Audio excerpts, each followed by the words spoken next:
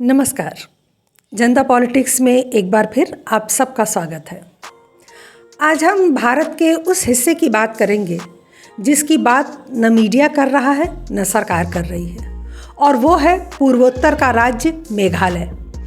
यह तो आपको पता ही होगा कि मेघालय में हिंदू अल्पसंख्यक हैं 11% के लगभग, और हमें यह नहीं भूलना चाहिए कि देश की जनसंख्या देश का भविष्य तय करती है।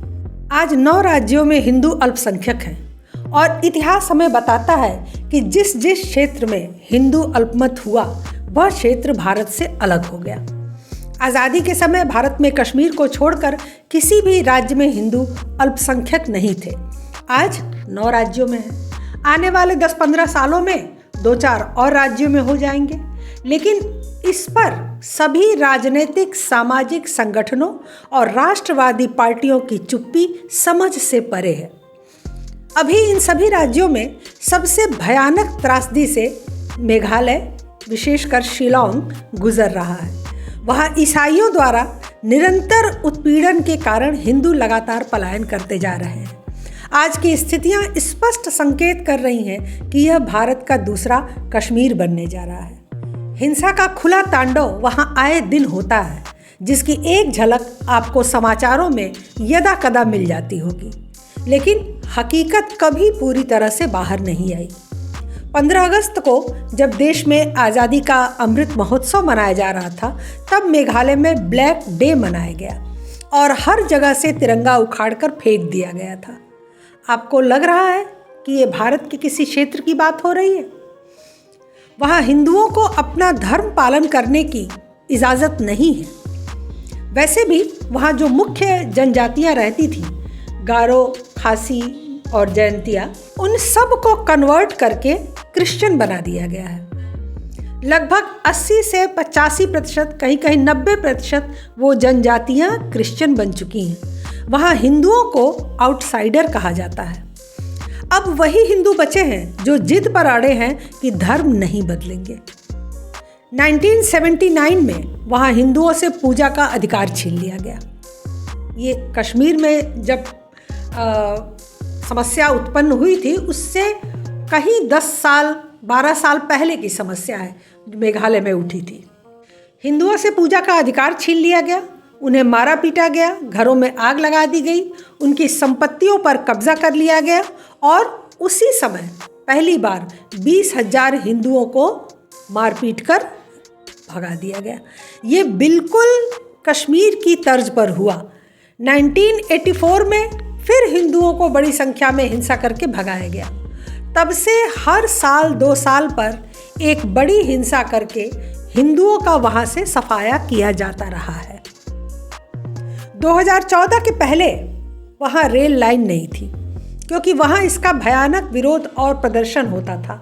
वो वहाँ रेल लाइन आने नहीं देना चाहते थे, क्योंकि वो उस क्षेत्र को देश से काटे रहना चाहते थे। वो नहीं चाहते थे कि ये देश से जुड़े, और उन्हें डर था कि अगर रेल लाइन यहाँ आएगी तो पर्यटन को बढ़ावा मिलेगा, हिंदू यहाँ आएंगे तो वो यहाँ व्यवसाय और नौकरी भी करने लगेंगे और धीरे धीरे उनकी संख्या यहाँ बढ़ेगी।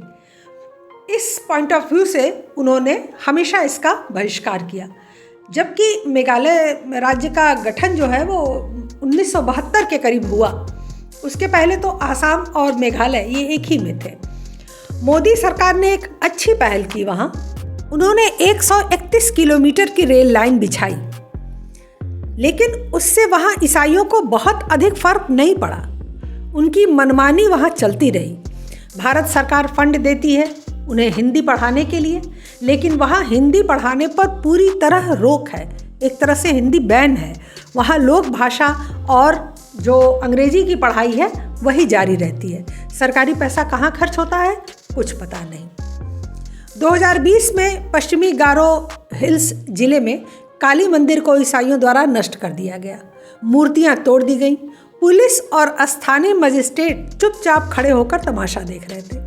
पुलिस उसमें हस्तक्षेप नहीं करती है। इसके बाद सीएए विरोधी प्रदर्शनों में भारी हिंसा हुई और हिंदू व बंगालियों को 1 महीने का अल्टीमेटम दिया गया घर छोड़ने के लिए। सामूहिक रक्तपात की उनको धमकी दी गई। वहाँ स्थिति इतनी दयनीय हो चुकी है कि हिंदुओं से उनके अंतिम संस्कार तक का अधिकार छीन लिया गया है।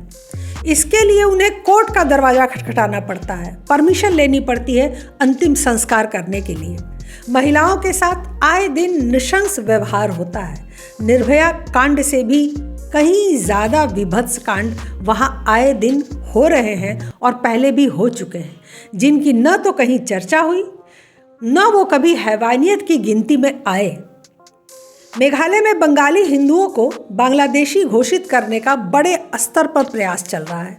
पूरे शहर में ऐसे पोस्टर लगाए जाते रहे हैं कि ये बांग्लादेशी हैं, जो भी ये बंगाली हिंदू हैं। सत्ता में भी ऊंचे पदों पर ईसाई ही बैठे हैं, इसलिए हिंदुओं को वहाँ से भी मदद की जगह धमकियाँ ही मिलती हैं। गैर आदिवासी के साथ लगातार उत्पीड़न और हिंसा का तांडव वहाँ होता रहता है। उन्हें आर्थिक बहिष्कार झेलना पड़ता है। उनके दुकानों पर कोई कुछ खरीदता नहीं। उनके हर व्यवसाय में टांग अड़ाई जाती है, रोक लगाई जाती है और उसका विरोध किया जाता है। आपको लगता है कि यह सब भारत में ही हिंदुओं के साथ घटित हो रहा है? कई स्वैच्छिक संगठनों ने, कुछ नेताओं ने, कुछ अधिकारियों ने समय समय पर इसके खिलाफ आवाज़ उठाई, लेकिन उन आवाज़ों को दबा दिया गया। उनकी कहीं सुनवाई नहीं हो सकी। मेघालय हाई कोर्ट के जस्टिस SR सेन ने भी मेघालय में CA और NRC लागू करके घुसपैठियों को बाहर निकालने और लोकल लोगों को सुरक्षा देने की बात कही थी। लेकिन जब तक शासन प्रशासन कुछ न करे या न करना चाहे तो ऐसी विकट स्थितियां कैसे संभल सकती हैं? मेघालय में सैकड़ों की संख्या में चर्च हैं जो कि वेटिकन सिटी को रिपोर्ट करते हैं। भारत से उनका कोई मतलब नहीं है। वो मेघालय को एक अलग देश बना रहे हैं और उसी के परिप्रेक्ष्य में देखते भी हैं। भाजपा के हस्तक्षेप के बाद उन्हें थोड़ी चिंता हुई तो अब सभी चर्च चुनावी राजनीति में उतर पड़े हैं। वो जगह जगह सेंटर बनाकर चुनाव के लिए लोगों पर दबाव बनाते हैं और सबको अपने पक्ष में तैयार करते हैं। आर्थिक रूप से वे कितने सक्षम हैं, इस पर कोई चर्चा की शायद आवश्यकता ही नहीं है। भरपूर पैसा आता है विदेशों से और उसे वे खुले हाथों से भारत विरोध में खर्च कर रहे हैं, लुटा रहे हैं। आज वहाँ लगभग 75% ईसाई जनसंख्या है और निकट भविष्य में यह 100% का टारगेट लेकर चल रहे हैं। उसके पहले ही शायद वे इसे अलग देश बनाने की मुहिम शुरू कर दें। उन्हें बस इंतज़ार है कि SC/ST एक्ट में उन्हें आरक्षण मिल जाए, जो कि मामला इस समय कोर्ट और सरकार में चर्चा पर है ही। तो ये मिल जाएगा तो उनको और ज़्यादा आसानी हो जाएगी। वहाँ सड़कों पर खुलेआम गाय बैल काट कर टांगे रहते हैं, उनका मीट बिकता है।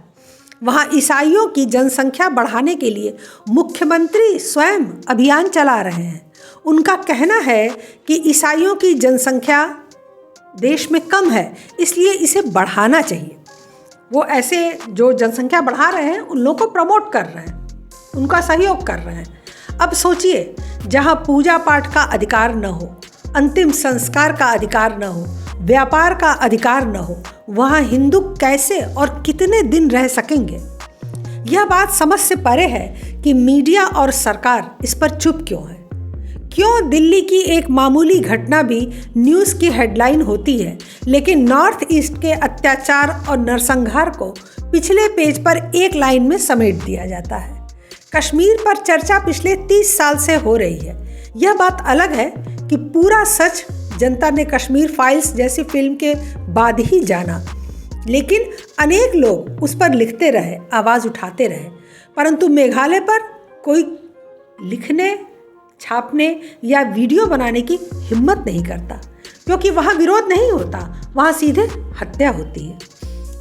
मोदी सरकार नॉर्थ ईस्ट को जोड़ने के प्रयासों में कई कदम उठा रही है, लेकिन जब वो राज्य हिंदू विहीन हो जाएंगे तो क्या वो भारत से जुड़ेंगे?